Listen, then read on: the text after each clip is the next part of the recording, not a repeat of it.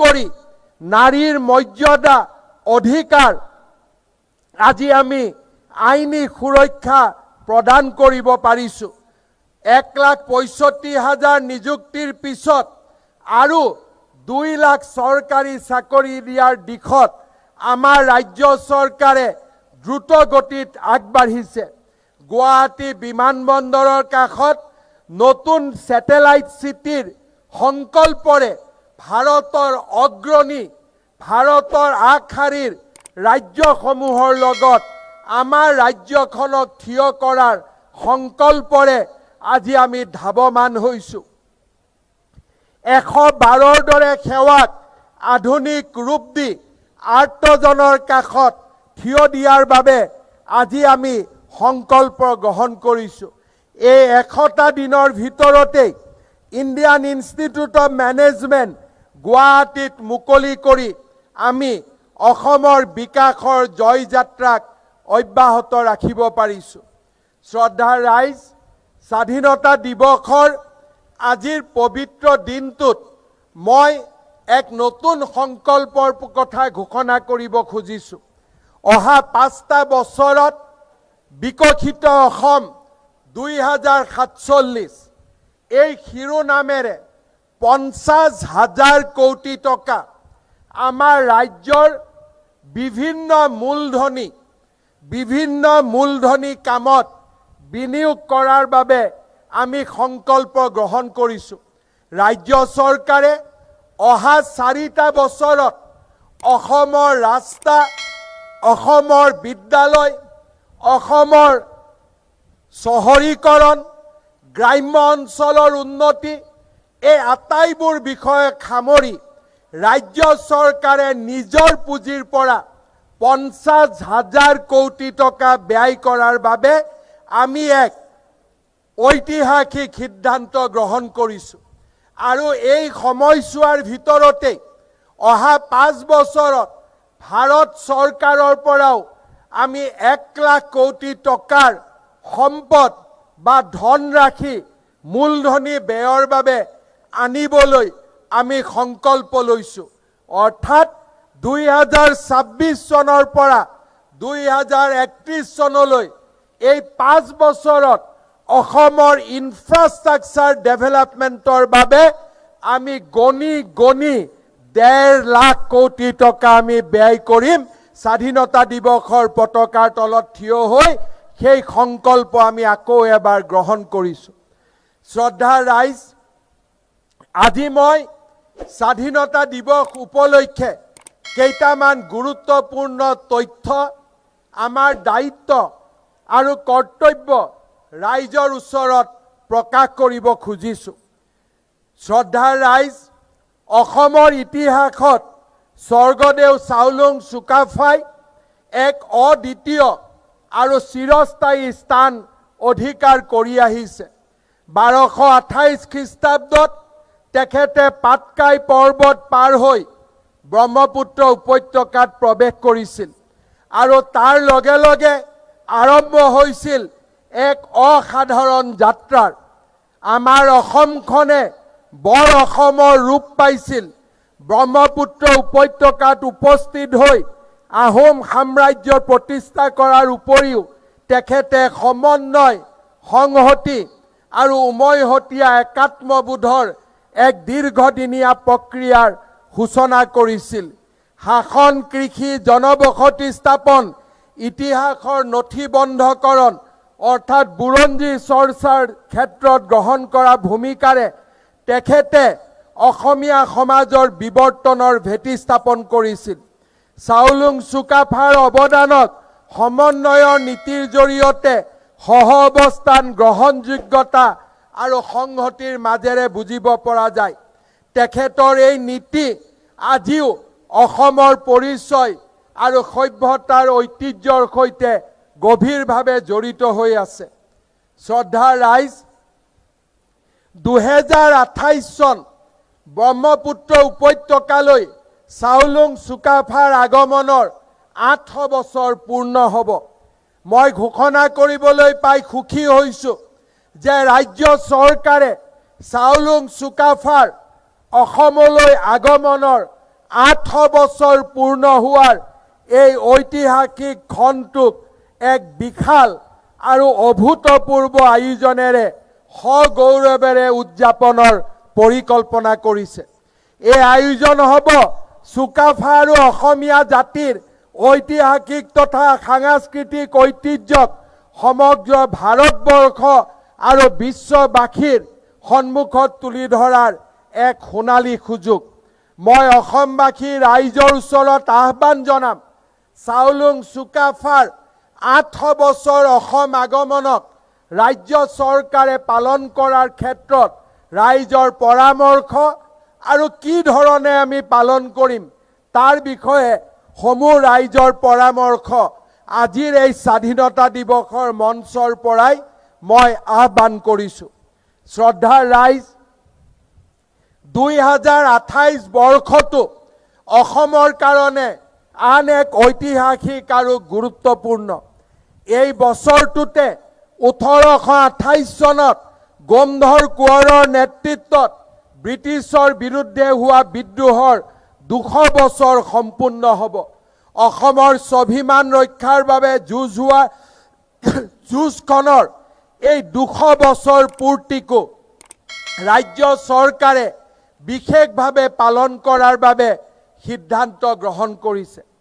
শ্ৰদ্ধাৰ ৰাইজ, আজিৰ এই দিনটোতে মই আমাৰ ৰাজ্যত 8খন নতুন সমজিলা গঠনৰ প্ৰস্তাৱো আনুষ্ঠানিকভাৱে ঘোষণা কৰিছোঁ।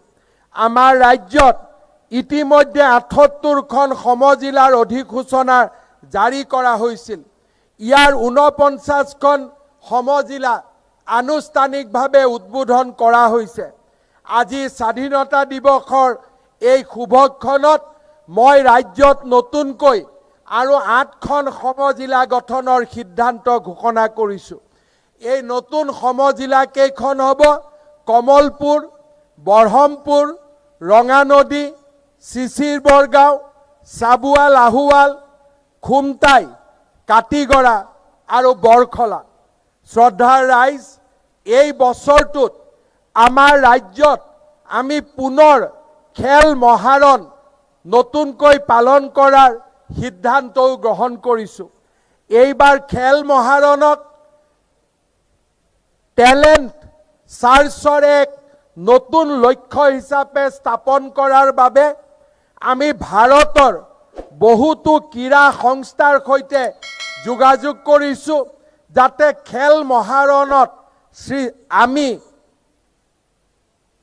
চিনাক্ত কৰিবলৈ সক্ষম হোৱা ক্ৰীড়াবিদসকলক, যুৱক যুৱতীসকলক ৰাষ্ট্ৰৰ বিভিন্ন একাডেমীলৈ আমি পঠিয়াব পাৰোঁ আৰু অসমক ক্ৰীড়াৰ ক্ষেত্ৰত এখন অগ্ৰণী ৰাজ্য হিচাপে আমি প্ৰতিষ্ঠা কৰিব পাৰোঁ। শ্ৰদ্ধাৰ ৰাইজ, এই বছৰটোত আমি 50টাতকৈও অধিক জটিল ৰোগ চিনাক্ত কৰি 18 বছৰৰ তলৰ শিশুসকলৰ চিকিৎসা সম্পূৰ্ণ বিনামূলীয়া কৰাৰ বাবে আমি লোৱা প্ৰচেষ্টাক আৰু অধিক শক্তিশালী কৰিবলৈ আমি সিদ্ধান্ত গ্ৰহণ কৰিছোঁ। শ্ৰদ্ধাৰ ৰাইজ, বাল্য বিবাহ ৰোধৰ ক্ষেত্ৰত অসমে লোৱা সংকল্প আজি দেশৰ ভিতৰতে এক অনুপম আদৰ্শলৈ পৰিণত হৈছে। 2021 চনত মই এই ত্ৰিৰংগ পতাকাৰ তলত ঘোষণা কৰিছিলোঁ যে আমি বাল্য বিবাহ অসমত আমি সমাপ্ত কৰিম। যোৱা 5টা বছৰত 12,194টা গোচৰ ৰুজু হোৱাৰ লগতে 11,099 জন লোকক আমি বাল্য বিবাহত অপৰাধত গ্ৰেপ্তাৰ কৰিছিলোঁ।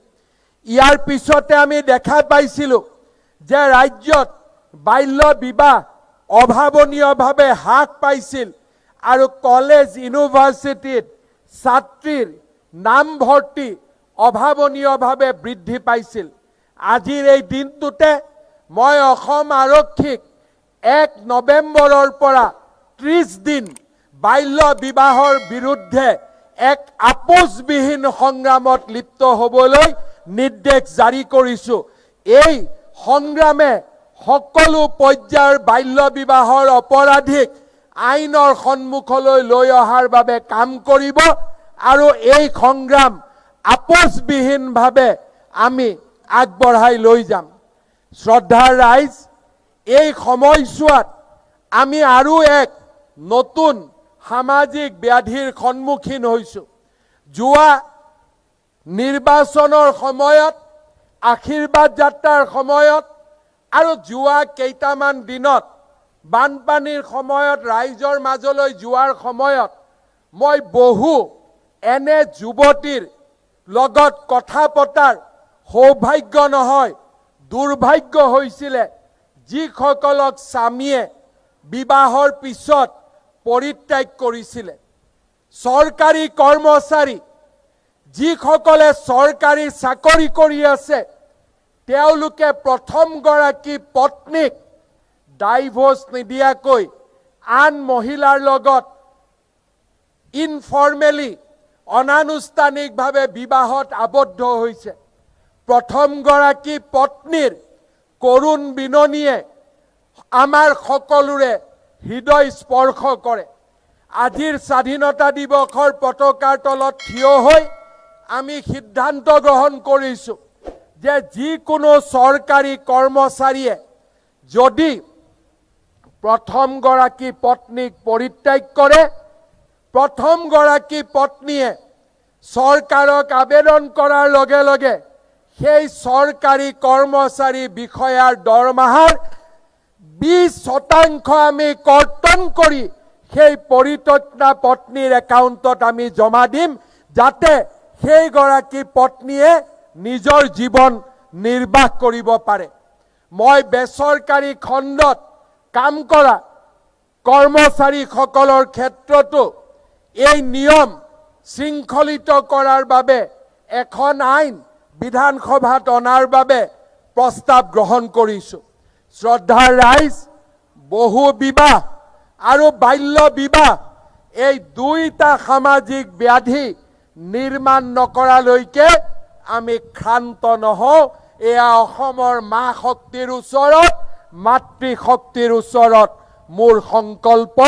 স্বাধীনতা দিৱসৰ তিৰংগ পতাকাৰ তলত থিয় হৈ মই আকৌ এবাৰ ঘোষণা কৰিছোঁ।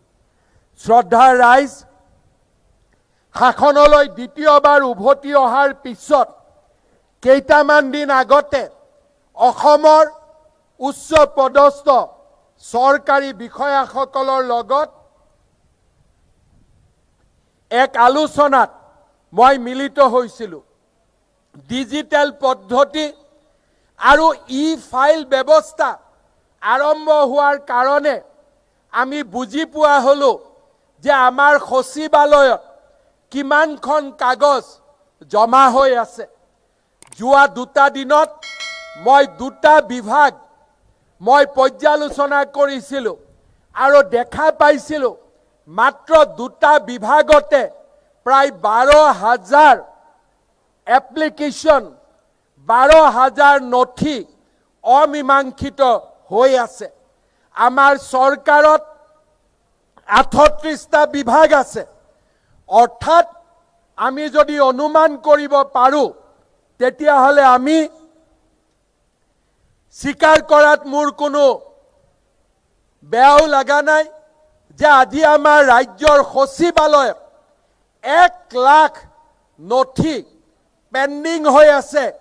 অৰ্থাৎ 1 লাখ জনতাৰ হুমুনিয়া, 1 লাখ জনতাৰ বেদনা আৰু 1 লাখ জনতাৰ কষ্ট ছেক্ৰেটাৰিয়েটৰ ফাইলৰ মাজত সীমাবদ্ধ হৈ আছে। আৰু যদি আমি এই হিচাপ সঞ্চালকালয় আৰু ডিচি কোৰ্টলৈকে যদি আগবঢ়াই লৈ যাওঁ, মই অনুমান কৰিব পাৰোঁ যে আমাৰ ৰাজ্যত 5 লাখতকৈও বেছি এপ্লিকেশ্যন, বেছি ফাইল আজিৰ দিনটোত পেণ্ডিং হৈ আছে। নিষ্পত্তিৰ আশাৰে ৰাইজে অপেক্ষা কৰি আছে। মই ৰাজ্যৰ মুখ্য সচিব আৰু অতিৰিক্ত মুখ্য সচিবসকলৰ নেতৃত্বত এখন কমিটি গঠন কৰি দিম, যাৰ দ্বাৰা মিশন সদ্ভাৱনা প্ৰজেক্ট সদ্ভাৱনা আমি 2 অক্টোবৰৰ পৰা আৰম্ভ কৰিম আৰু 2 অক্টোবৰৰ পৰা 31 জানুৱাৰীৰ ভিতৰত অসমৰ চৰকাৰী ফাইল চৰকাৰী নথি চৰকাৰী এপ্লিকেশ্যন যিমানবোৰ পেণ্ডিং হৈ আছে সেক্ৰেটাৰিয়েট ডাইৰেক্টৰেট আৰু ডিস্ট্ৰিক্ট অফিচত তাক আমি মিশন মুডত আমি নিষ্পত্তি কৰিম চৰকাৰী বিষয়াসকলক মই আকৌ এবাৰ সতৰ্ক আৰু সাৱধান কৰি দিব বিচাৰিছো আমাৰ ৰাইজ পৰিৱৰ্তন হৈছে ৰাইজৰ সহিষ্ণুতা আৰু ৰাইজৰ ধৈৰ্যৰ পৰীক্ষা লোৱাৰ সময় এতিয়া পাৰ হৈ গ'ল কোনোবা চৰকাৰী বিষয়া আৰু চৰকাৰী কৰ্মচাৰীয়ে যদি ভাবে যে এতিয়াও ৰাইজৰ ধৈৰ্য আৰু ৰাজ্যৰ সহিষ্ণুতাৰ পৰীক্ষা লোৱাৰ সময় আছে তেতিয়ালে মই কম যে তেওঁলোকে মূৰ্খৰ স্বৰ্গত বাস কৰিছে এতিয়া ডিজিটেল যুগত ৰাইজ সতৰ্ক ৰাইজ সক্ৰিয় যদি আহিবলগীয়া ধুমুহাৰ পৰা আমি নিজক বচাব বিচাৰো তেতিয়াহলে প্ৰতিজন চৰকাৰী বিষয়া মন্ত্ৰী আমুলাই ৰাইজৰ সেৱাৰ কামত নিজকে নিয়োগ কৰিব লাগিব তাৰ কোনো বিকল্প মই অন্তত দেখা পোৱা নাই শ্ৰদ্ধাৰ ৰাইজ এই একেই চিন্তাৰে অহা ডিসেম্বৰ মাহৰ পৰা আমি মিশন বসুন্ধৰা 4.0 আমি আৰম্ভ কৰিম শ্ৰদ্ধাৰ ৰাইজ আজিৰ এই দিনটোতে মই আকৌ এটা ঐতিহাসিক ক্ষণৰ কথা আলোচনা কৰিব খুজিছো 1901 চনত উচ্চ শিক্ষাৰ আৰম্ভণিৰে অসমত কটন কলেজৰ জন্ম হৈছিল আজি 2026 চন অৰ্থাৎ কটন কলেজে 125 বছৰৰ গৌৰৱময় ঐতিহ্য পূৰ্ণ কৰিলে কটন কলেজৰ শৈক্ষিক বিকাশৰ এই গুৰুত্বপূৰ্ণ খণ্ডটোত মই কটন মহাবিদ্যালয়ৰ উন্নয়নৰ বাবে 100 কোটি টকা ঘোষণা কৰিছো ৰাজ্যৰ উচ্চ শিক্ষা জগতখনক নেতৃত্ব দিয়া কটন কলেজৰ উদাহৰণে ৰাজ্যৰ উচ্চ শিক্ষা জগতখনক নিশ্চিতভাৱে সদায় অনুপ্ৰাণিত কৰি ৰাখিব শ্ৰদ্ধাৰ ৰাইজ যোৱা সময়ছোৱাত এডভান্টেজ আসাম 2.0 জৰিয়তে আমি উদ্যোগীকৰণৰ ওপৰত যথেষ্ট কাম কৰিছো কিন্তু কৃষি খণ্ড উদ্যোগৰ বিকল্প হ'ব নোৱাৰে ৰাজ্যত প্ৰচুৰ জলসিঞ্চনৰ সম্ভাৱনাৰ সৃষ্টি কৰি আমি ৰাজ্যৰ কৃষি খণ্ডক আগুৱাই লৈ যাব লাগিব উচ্চ শিক্ষিত যুৱক যুৱতীক কৃষি খণ্ডলৈ আমি আকৰ্ষণ কৰিব লাগিব আৰু সেইবাবে আজি আমি ঘোষণা কৰিছো যে ৰাজ্যৰ শিক্ষিত উদ্যমী আৰু প্ৰগতিশীল কৃষকক আমি এনে 1000 কৃষকক মুখ্যমন্ত্ৰীৰ কৃষি উৎকৰ্ষ বঁটা প্ৰদান কৰিম 10,000 অহা 5 বছৰত 10,000 আৰু এই বছৰত 1000 কৃষকক আমি নগদ 1 লাখ টকাৰে এনেকৈ সন্মানিত কৰাৰ বাবে আমি সিদ্ধান্ত গ্ৰহণ কৰিছো শ্ৰদ্ধাৰ ৰাইজ আজিৰ দিনটোত ৰাজ্য চৰকাৰে আৰু এক নতুন সিদ্ধান্ত গ্ৰহণ কৰিছে আমাৰ যুৱ প্ৰজন্ম আমাৰ ভৱিষ্যত মই জেনজি জেন আলফা এই কনসেপ্ট বিলাকক মই বিশ্বাস নকৰো এইবিলাক হৈছে ইউৰোপিয়ান সংস্কৃতিৰ পৰা অহা একোটা কনসেপ্ট কিন্তু আমাৰ জীৱনৰ বাবে আমাৰ পুত্ৰ আৰু কন্যাতকৈ ডাঙৰ একোৱেই হ'ব নোৱাৰে আমাৰ নতুন প্ৰজন্মৰ বাবে সকলো কাম কৰাৰ আৰু ৰাজ্যৰ সম্পদক ব্যৱহাৰ কৰাৰ আমাৰ দায়িত্ব আছে মোৰ বাবে বিদ্যালয়ত মহাবিদ্যালয়ত পাঠ কৰা অধ্যয়ন কৰা বিশ্ববিদ্যালয়ত অধ্যয়ন কৰা তেওঁলোক জেনজি জেন আলফা নহয় মোৰ বাবে তেওঁলোক মোৰ পুত্ৰ মোৰ বাবে তেওঁলোক মোৰ কন্যা। আৰু সেয়েহে ৰাজ্যৰ যুৱ সমাজক শৃংখলিতভাৱে বিকাশৰ পথলৈ আগবঢ়াই লৈ যোৱাৰ বাবে আজি আমি এটা ৰাজ্য চৰকাৰত ইউথ ডেভেলপমেণ্ট এণ্ড এম্পাৱাৰমেণ্ট নামে এটা নতুন বিভাগ, যুৱ সবলীকৰণ আৰু উন্নয়ন নামে এটা নতুন বিভাগ নিৰ্মাণ কৰাৰ সিদ্ধান্ত মই তিৰংগ পতাকাৰ তলত থিয় হৈ ঘোষণা কৰিছোঁ। NCC, NSS, নেহেৰু যুৱ কেন্দ্ৰ, যুৱক যুৱতীৰ বাবে স্কিল, আমাৰ আৰ্থিকভাৱে পিছপৰা যুৱক যুৱতীৰ বাবে বিভিন্ন আৰ্থিক অনুদান, বিশ্বমানৰ স্কিল, এই গোটেইবিলাকক সামৰি যুৱ সবলীকৰণ আৰু উন্নয়ন বিভাগটোৱে কাম কৰিব। মই ৰাজ্যৰ যুৱ প্ৰজন্মক পুনৰ এবাৰ দেশপ্ৰেমৰ শক্তিৰে আলোড়িত হৈ পশ্চিমীয়া সভ্যতাৰে নহয়, ভাৰতৰ সভ্যতাৰে অনুপ্ৰেৰণা লৈ ৰাজ্যখনৰ উন্নয়ন আৰু দেশৰ উন্নয়নৰ বাবে নিজক আকৌ এবাৰ উৎসৰ্গা কৰিবলৈ আহ্বান জনাইছোঁ।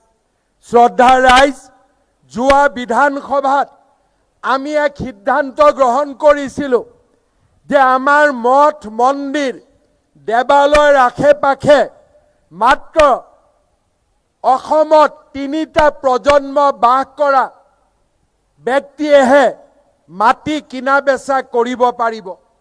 এই আইন সফলভাৱে গৃহীত হোৱাৰ পিছত আজি মই ঘোষণা কৰিব খুজিছোঁ যে আমাৰ ৰাজ্যৰ 40টা ৰেভিনিউ চাৰ্কুলত অৰ্থাৎ 40টা ৰাজহ চক্ৰত